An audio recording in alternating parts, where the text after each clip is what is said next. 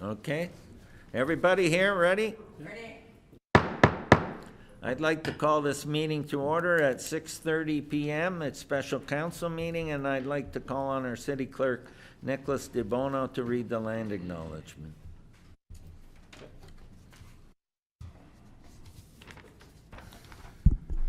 The city of Thorold is situated on treaty land. This land is steeped in the rich history of the First Nations, such as the Haudenosaunee, the Haudenosaunee, and the Anishinaabe, including the Mississaugas of the Credit First Nation. There are many First Nations, Métis, and Inuit people from across Turtle Island that live and work in Niagara today. The city of Thorold stands with all Indigenous people, past and present, in promoting the wise stewardship of the lands on which we live. Thank you very much, Nicholas. Are there any declarations of interest? Seeing none, can I get a mover and a seconder to adopt the agenda as presented? I got Councillor Sentence and Councillor O'Hare. All those in favor? Opposed? That is carried. Items for consideration. DS9 2026, please note that this report does not contain a recommendation. It is providing for council and seeking direction from council. So amending motion will be required, as there's three options that are listed in the motion. Is there a mover and a seconder for DS9 2026? What? DF, sorry, should be DF. I've got Councillor Decker and Councillor O'Hare. The report now is on the floor, and it's open for discussion and questions to staff. And is there any discussion, questions from council or recommendations? Go ahead, Councillor Hanley. Thank you, Mr. Mayor. The recommendation with the 50%? 50%. Is there a seconder for that? I got Councillor Didavitis. Okay, so that's the motion that's on the floor. The option, what option is that? 3? Is that option 3? Option 3 for 50. I'll get it on the and we'll get it up on the screen, and then we'll open that for debate. Okay. And then Manoj also can give you some background, and then Maria's here to answer any questions.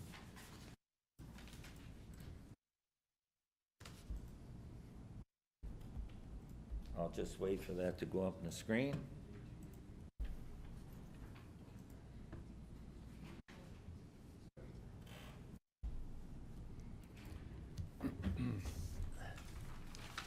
Okay, so there it is.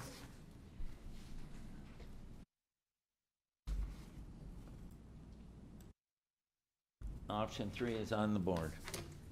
Questions, comments? Go ahead, Councillor Sentence. Yeah, through you, Mr. Mayor, just a question. So we were talking about it earlier. So this, to Maria, this is a 3-year commitment to this program, and then everything goes back to normal? Through Mr. Mayor, really there's a couple of steps. The first step is that council makes a determination on what option you want to select. Right. Then by June 19th, we make the application, and then we wait to see whether we've been approved or not. Okay.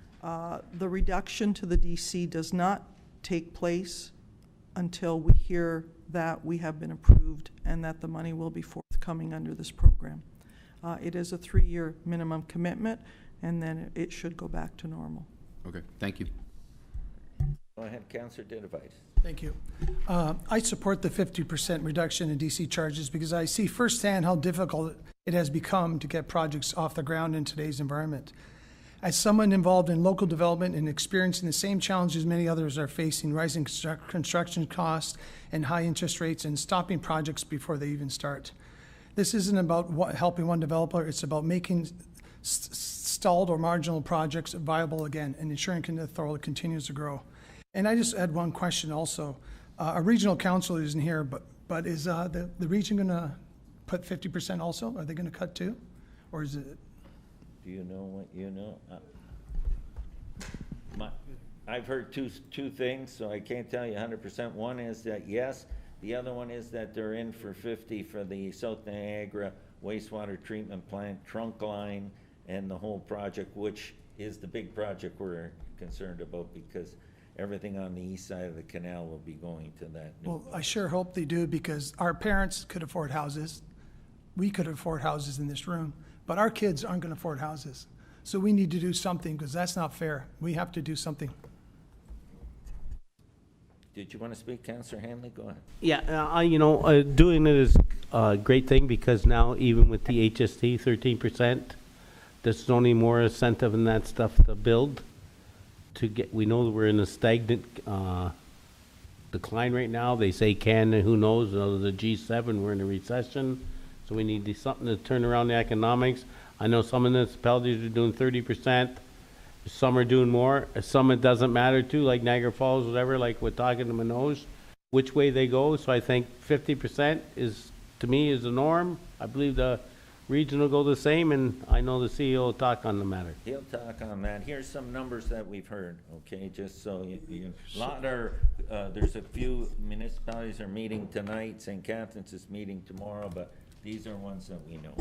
So we know St. Catharines is going with 70%? Well, it's going to the council tomorrow. Yeah, but that's the proposal. Yeah. Pelham is confirmed for 60%. Welland is going tonight. The staff is proposing 50%. Niagara Falls, we know, is it either 50 or 55%.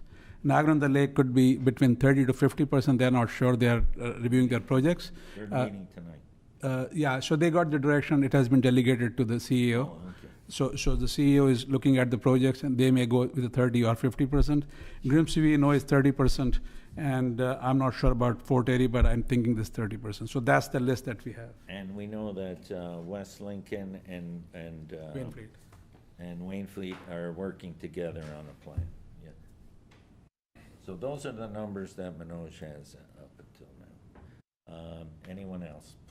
Go ahead to Councillor O'Hare and then Councillor D'Angelo. Go ahead, Councillor O'Hare. Thank you, Mr. Mayor. Through you to Maria. So just to be clear, whichever option of the option 2 or 3 we select, we will still be paying for this program for 10 years as opposed to the 3 years that it will be initiated. Is that correct? Through you, Mr. Mayor, what we've done is we've looked at, because there's a mandatory 10% cost to the city, regardless of whether you go the 30 or the 50. Of course, with the 50, there's more eligible projects that you have to recoup to balance it out. So instead, we're reaching a point that we may not be able to do internal financing for much longer. So we are in a situation that over the next few years we're going to be looking at probably debt servicing. So whether it's debt servicing or internal financing, we have proposed the funding for your consideration over a 10-year period, as opposed to hitting the levy, in 3 years. That it would be really, and even if you look now, with the 5-year option, you are looking at a 0.6% impact to the levy over the 10 years. Each year. That's including the 10-year investment. Yes. Okay. So 0.6, when you look at starting your 2027 budget, you're looking at adding 0.6 right off the bat to fund this. Okay. And I noticed that you're recommending that we use some water reserves to cover a portion of the costs. Are there not other reserves that we could also use instead of increasing the levy, or is that not allowed? At this point, we don't recommend it. We do have sufficient water reserve levels, and that's why the water we're recommending coming out of the reserves, but we really, I don't recommend that you strip your reserves down to fund the program. Okay. And to be understood, if it's 0.6 is ingrained in the budget the first year, every year you're not adding 0.6. Once it's ingrained in the first year, then the rest of the years that's already ingrained in the budget, so there's no further increase because it's already ingrained in the budget. Yep. Thank you. Okay. Thank you very much. Okay. Councillor D'Angelo, go ahead. Thank you, Mr. Mayor. I guess my first question was answered, how this program will be funded. It's by a 0.6% increase in the levy. I just want to make sure, because if we move forward with this program, will there be any projects that will be deferred or not funded because of this? I'll let staff answer that.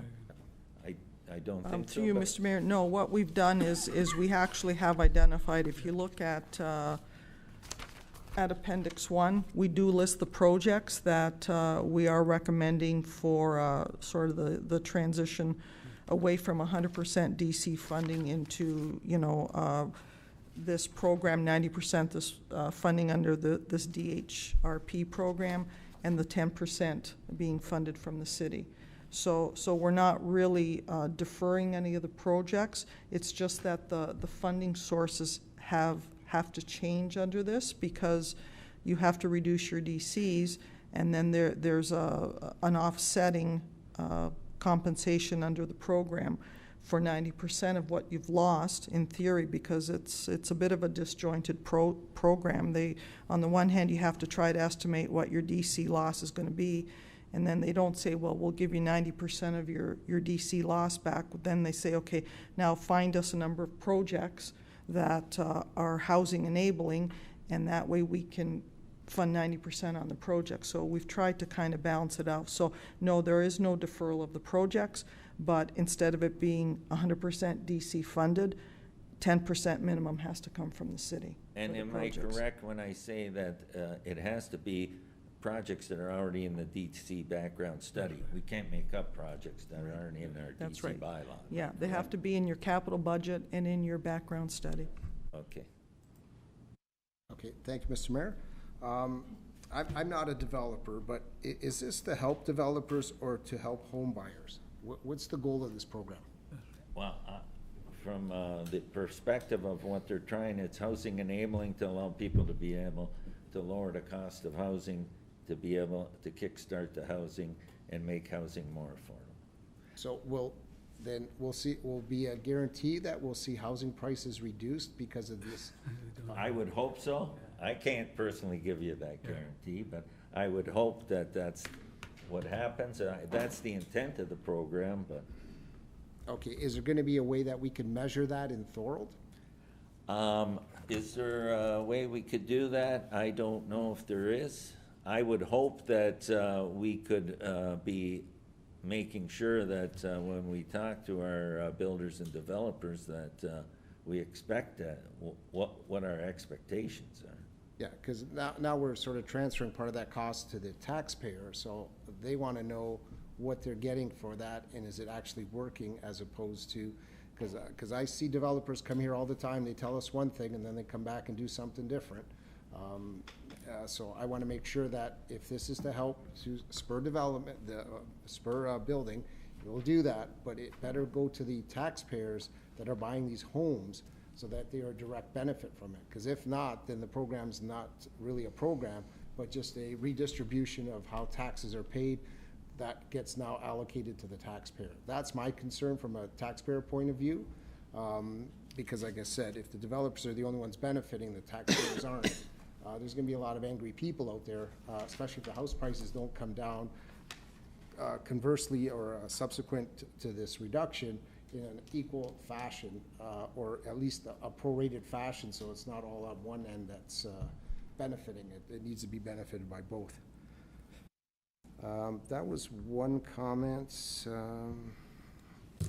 I might have a couple more, but I'll see how the discussion Anyone goes. else? Thank you. Go ahead, Councillor Decker and then Councillor Didovine. Thank you, through you, Mr. Mayor. So I guess that would be the best option, then, the 50% reduction. I didn't quite understand it, but I appreciate your explanation, Maria. And I have a better understanding now of what was happening, because I certainly didn't understand it before. So that would probably be the best option for us, or? Through Mr. Mayor, I think respectfully that's more of a political decision in terms of where you want to be. Certainly if you ask me from a financial perspective, I'll pick option one, but, but the rest of it is, it's more of a political, if you want to go if you want to do something, if you want to be seen as not, sort of matching your peers in the area, then likely you should consider 30 or 50. Okay, thank you. Councillor Didovine, go ahead. Thank you, Mr. Mayor. To Mr. D'Angelo's question he asked, I know that answer because I spoke to developers. I told even one time home builders, they always pass it down to the customers. They are dying. The builders are dead in Niagara. So if you cut the costs, of course they're going to give it down to the people buying the homes because they want to get people working. It's about stimulating the economy. And by doing this, we create property taxes. If they sell another 200 homes in Thorold, you get all this property tax down the road. We're in a crisis here. That's why we have to do 50%. And 12 years ago, we bought Home Hardware. We sank $40 million into that, $4 million into that project. We paid $200,000 in development charges. Today, it would cost me $2 million. I couldn't even afford to build that today. There's a big problem out there. We got to address it, the elephant in the room, on these development charges, and not just the city, it's the regions that's killing us.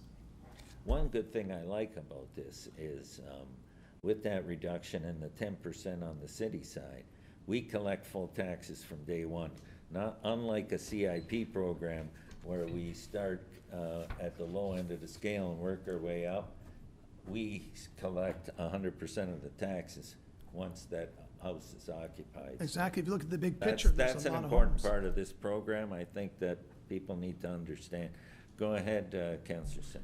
Thank you, Mr. Mayor. Just one more comment. I understand what Councillor Delotte is saying, but I just wish when they started this program, they would have put some teeth to it where there was accountability, where there was proof that it wasn't just going to be, market value rules. That's my only problem with this, is the accountability part of it.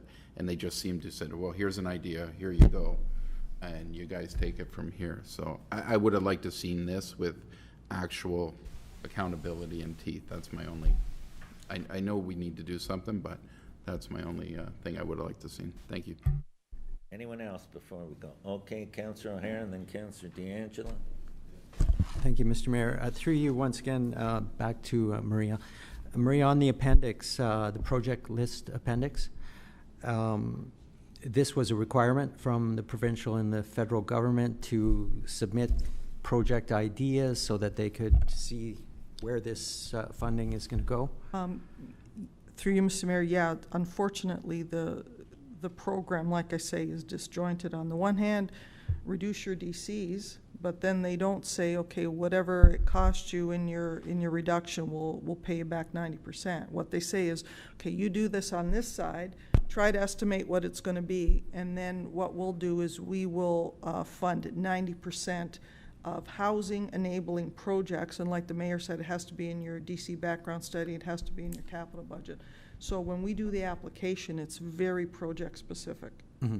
And what happens should, let's just pick one of these projects, let's say the turf field gets delayed for 5-6 years. How does that affect our application? Will they come back and say, well, you can't utilize that, you now have to substitute something else instead? Is that a possibility? Well, when staff went through the projects, they did pick projects that were shovel ready. Okay. Yeah. You know, the only other thing is, if any of these projects come in an overrun position, they won't participate in the overrun. Yeah. Whereas if it were under DC, then you could go to the overrun for the DC, but, in this case, the city would be on the hook for the full overrun. So the shovel-ready is clear to me, but however, if we look at something, again, I'll take the turf field, and it isn't able to start up within the next year and a half, 2 years, how long of a time frame are we able to extend this to still have it applicable? There's a number there, but in the case of turf field, that's going to not be a problem. Yeah, I just picked it as, I'm not trying to use the turf. Yeah, it's just there, so I could have picked Beaver Dams Road. Through you, Mr. Mayor, the project has to be completed by 2035. Okay, see, that's it. All right, thank you very much. Okay, Councillor Hanley and then Councillor D'Angelo and then... Thank you, Mr. Mayor. At the end of the day, it's never the government's money. It's our money in the first place. And whether we get 90% back or 80% back, we have to do something to try to spur development, to spur growth, whatever. And at the end of the day, it's our money to begin with. It's never the government's. If they're making a proposal to us where we can maybe prosper upon it, but like I say again, I'll say it a third time, at the end of the day, it's our money anyways. Okay, and I let you say it 3 times, you noticed that, right? Okay. Go ahead, Councillor DeAngelo. Thank you, Mr. Mayor, and I appreciate the conversation we're having and appreciate staff's comments. I just want to make sure we don't get into a cycle that we did about 10, 15 years ago where we waived development charges, and now we have a huge deficit in our capital spending, and we're not able to provide what we need to spur growth. So that's my concern. And then again, when you start waiving things, what happens is it gets thrown onto taxpayers' pocket, and then their taxes go up. Again, today I had a discussion with someone who's going to be leaving their house shortly because they can't afford their taxes. So that's very, very important. Like I'm not a developer, so I don't personally gain by this. I'm making a decision here to help support our city, but at the same time making sure our taxpayers are not being burdened more because they're being stretched to the limit as is. So, and I don't want to see any deferred projects. I'm glad to hear, Mr. Mayor, that you said the turf field is not going to be delayed. No. There's a lot of excitement in our You community know regarding the from turf field. last night, the excitement for that project. Yes, yeah, it's, the people can't wait. They're, actually asking, why isn't the shovel on the ground 3 weeks ago? So that's how much excitement it is for that one. So, that was my main concern, is the taxpayer affordability, and to make sure that it doesn't all fall on them to cover these costs, right? Say, I don't want to, if someone comes here, and I know it's in our capital budget, we want to build more splash pads, we want to build playground equipment. I don't want that money taken away so we don't have that opportunity, because even though we're growing all over the place, we have to make sure each of the little pockets of community are serviced in a proper manner.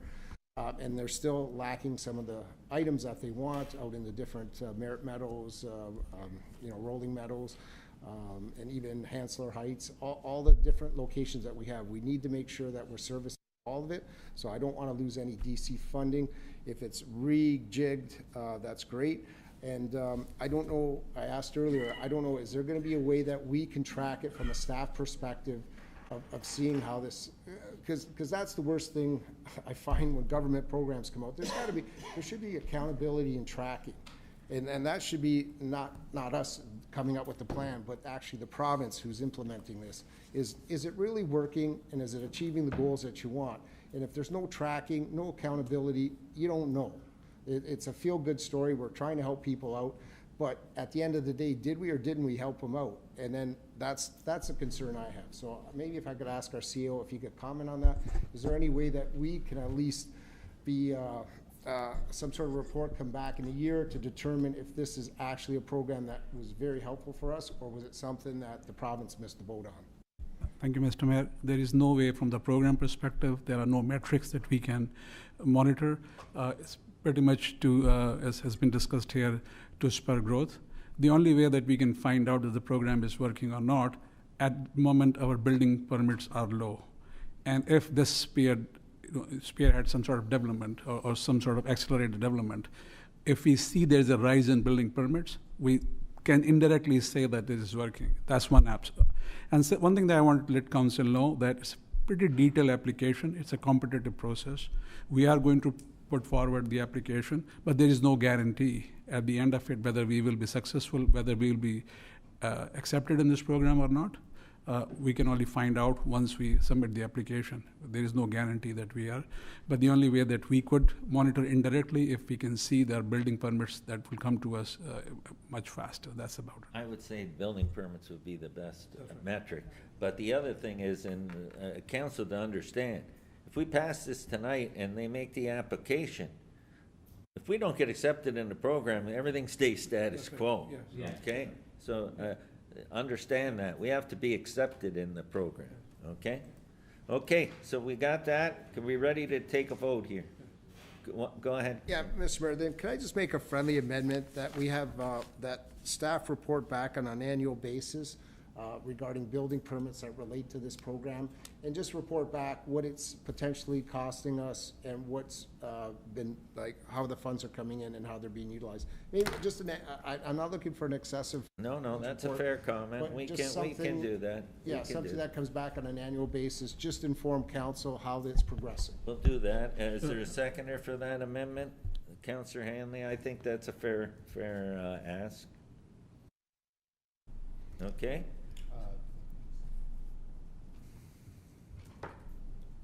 So on that note, Mr. Mayor, we do present it to council every year, the number of permits from a building perspective. We will present that as well, but it will be difficult for us to correlate the two. Whether it is directly in relation to it or not, that's difficult, but we will definitely present the number of building applications, and we'll try to find out if there is a correlation with that. Based on where we're at now, I Yeah. think it'll be easy to find that correlation. Yeah, Mr. That's what I was gonna say. I don't look at building permits for the whole year. Whenever this program, I believe it's retroactive. So go back to the retroactive date, go back into a year, and then go from a year from that retroactive date and report back on that.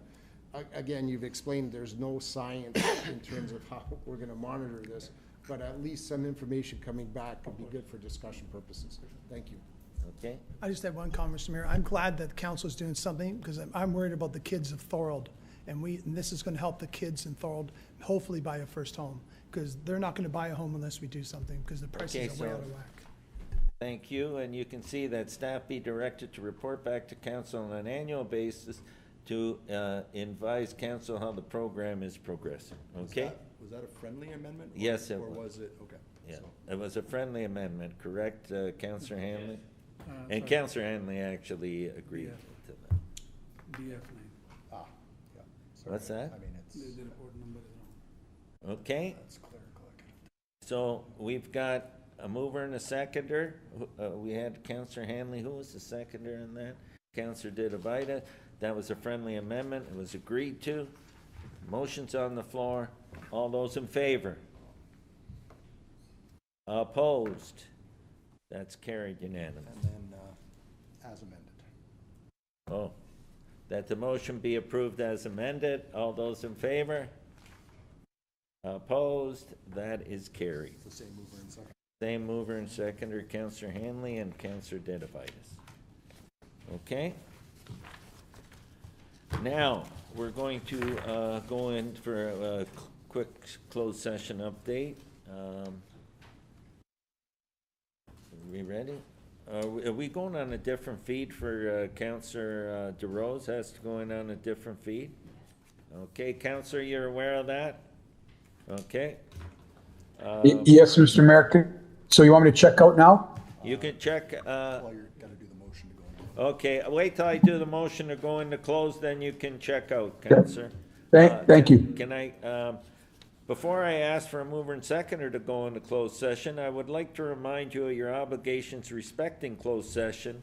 Those who are participating in the closed session must ensure that no other person is in the location from which they are taking part in the meeting, or make appropriate arrangements so that any other persons cannot see or hear any of the confidential deliberations taking place. If this is not possible, you must withdraw from the meeting until it has been reconvened in open session.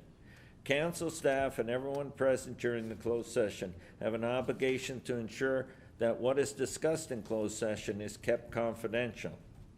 And the motion on the screen, why we're going into closed, and I'll get you to read it, please, Nicholas.